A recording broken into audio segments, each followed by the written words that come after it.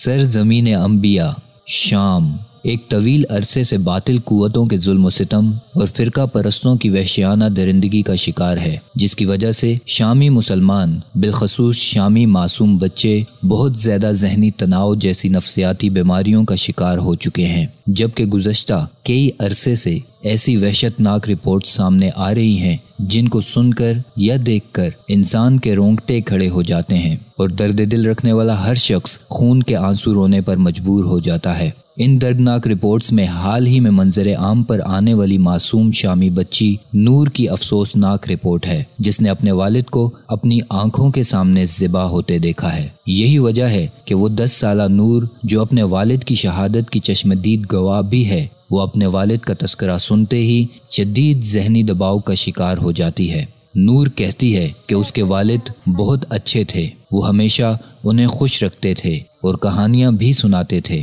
بس اس کے والد کو ذبح کیے جانے کے بعد انہیں شام چھوڑنے پر مجبور کر دیا گیا تھا، جس کی وجہ سے وہ ترکی میں آ گئے تھے، لیکن وہ اپنے والد کے ذبح کرنے کے منظر کو کبھی نہیں بھول سکتی ہے۔ شام کی جنگ 6 سال میں داخل ہو چکی ہے اور شامی بچوں کو شروع سے ہی بڑھتے ہوئے ذہنی دباؤ جیسے مسائل کا سامنا ہے، جبکہ ان کو علاج معالجے کی سہولت اس حوالے سے میسر نہیں ہے اور اس وقت مکمل جنگ بندی کی بھی کوئی صورت دکھائی نہیں دیتی ہے۔ ایک اور رپورٹ کے مطابق شامی بچے صحت کے مسائل سے اس طرح دوچار ہیں کہ وہ مسلسل اپنی غیر صحت مند نشوونما کے ساتھ ہی بڑے ہوتے آ رہے ہیں، جبکہ بہت سے خاندانوں نے درندہ صفت افواج سے تصادم کی صورت میں اپنی زندگی بچاتے ہوئے جنگ سے فرار حاصل کر لیا تھا۔ نور اپنے انٹرویو میں مزید بتاتی ہے کہ وہ ان کے ڈراؤنے خواب جیسے حالات کی وجہ سے ابھی تک بہت مایوس ہے۔ اس نے سوچا تھا کہ جنگی جہاز ہمارے گھروں پر بمباری کریں گے، اس لیے سیڑھیوں کے نیچے چھپ گئی تھی،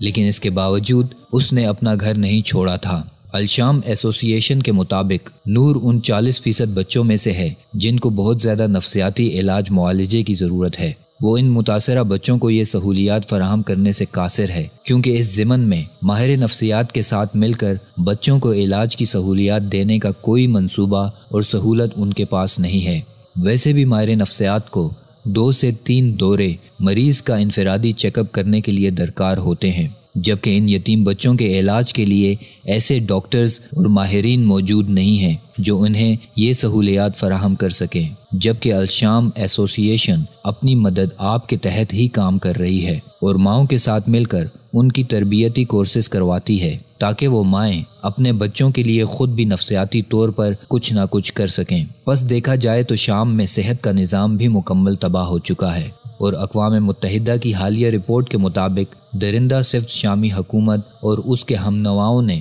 مشرقی شام میں منظم منصوبہ بندی کے تحت ہسپتالوں، طبی عملے اور ایمبولینسز تک کو نشانہ بناتے ہوئے سنگین جنگی جرائم کا ارتکاب کیا ہے، جس کی وجہ سے کثیر تعداد میں ڈاکٹرز اور طبی عملہ شام چھوڑ کر جا چکے ہیں، جس سے یہ صاف ظاہر ہوتا ہے کہ یہ جنگ بند ہونے تک شامی بچوں سمیت دیگر مریضوں کو وہ مدد ملنے کی امید بہت کم ہے جس مدد کی ان کو شدت سے ضرورت ہے۔ بس ایسے حالات میں تمام مسلم ممالک کو چاہیے کہ شام میں مکمل جنگ بندی کے ساتھ ساتھ شامی مہاجرین بالخصوص بچوں کے لیے ان کی ضروریات اور مسائل کو مد نظر رکھتے ہوئے عالمی سطح پر بھی آواز اٹھائیں اور ترکی سمیت دنیا بھر میں بسنے والے مہاجرین کی امداد و بحالی کے لیے عملی اقدامات بھی کریں۔